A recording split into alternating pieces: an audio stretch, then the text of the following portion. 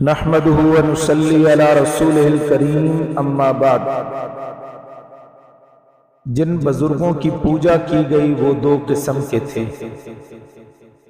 ایک تو وہ جو واقعہ میں بزرگ اور موحد تھے لیکن لوگوں نے ان کی مرضی کے خلاف ان کی پوجا کی۔ دوسرے وہ تھے جو ضال و مضل مشرک تھے، بزرگ نہیں تھے، لیکن لوگوں نے ان کو بھی نیک اور بزرگ جان کر ان کو معبود بنا لیا۔ ماخذ نمبر 1، چنانچہ شاہ عبدالعزیز رحمت اللہ تعالی علیہ فرماتے ہیں کہ چوتھا طائفہ پیر پرستوں کا ہے۔ وہ کہتے ہیں کہ جب کوئی بزرگ آدمی کمال ریاضت اور مجاہدہ کی وجہ سے اللہ تبارک و تعالی کے دربار میں مستجاب الدعا اور مقبول الشفاعت ہو کر اس جہان سے گزر جاتا ہے تو اس کے روح کو بڑی قوت اور بہت فراخی حاصل ہوتی ہے۔ جو شخص بھی اس کی صورت کو برزخ بنا لے یا اس کے بیٹھنے اور اٹھنے کے مکان میں یا اس کی قبر پر سجدے کرے یا مکمل زاری کرے تو اس کی روح بوجہ فراخی اور آزادی کے اس پر مطلع ہو جاتی ہے اور اس کے حق میں دنیا و آخرت میں سفارش کرتی ہے۔ ماخذ نمبر 2، سورۃ النجم 27واں پارہ۔ اللہ تعالیٰ فرماتے ہیں افرأیتم اللات والعزی ومناۃ الثالثۃ الاخری، آیا پس دیکھا تم نے لات اور عزی اور منات تیسرے کو جو پچھلا ہے۔ اب اس میں اللہ تبارک و تعالی نے 3 کا نام ذکر کیا، ایک لات کا، ایک عزی کا، ایک منات کا۔ اب لات کی حقیقت کیا ہے؟ یہ بڑی عمر کا ایک سخی انسان تھا جس کا اصلی نام عمر بن لحی یا ربیہ بن حارث تھا۔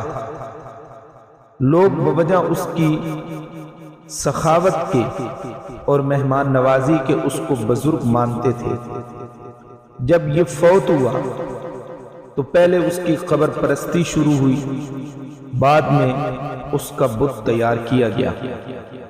حضرت عبداللہ بن عباس رضی اللہ تعالی عنہما سے روایت ہے کہ لات اور عزی کی تفسیر میں فرماتے ہیں کہ لات ایک آدمی تھا جو حاجیوں کے لیے ستو بنایا کرتا تھا۔ بخاری شریف کے اندر یہ روایت موجود ہے۔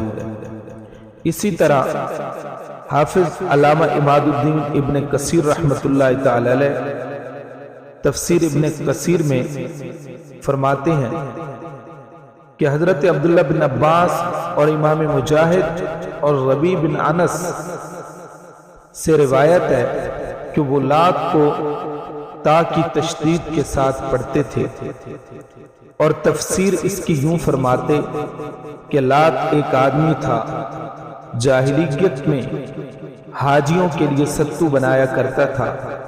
جب وہ مر گیا تو اس کی قبر پر جم کر بیٹھ گئے مرادیں مانگنے کے لیے اور اس کی عبادت شروع کر دی۔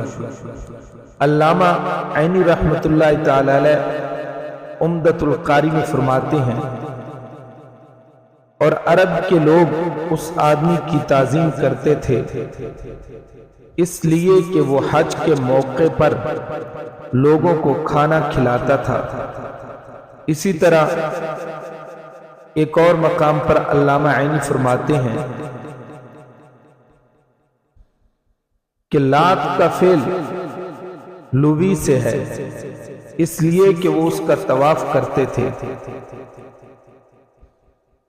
نیز فرماتے ہیں اور کہا جاتا ہے کہ عمر بن لحی یہ لات ہے، اور بعض کا کہنا ہے کہ وہ ربیہ بن حارثہ ہے جو خزاع کا والد تھا اور اس نے بڑی لمبی عمر پائی۔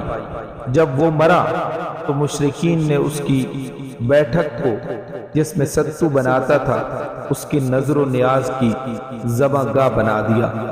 پھر ان پر معاملہ یوں ظاہر ہوا کہ انہوں نے اس پتھر کی عبادت شروع کر دی جس پر وہ بیٹھتا تھا، پھر اس کا بت بنا کر اس کا نام لات رکھ دیا، یعنی ستو بنانے والا۔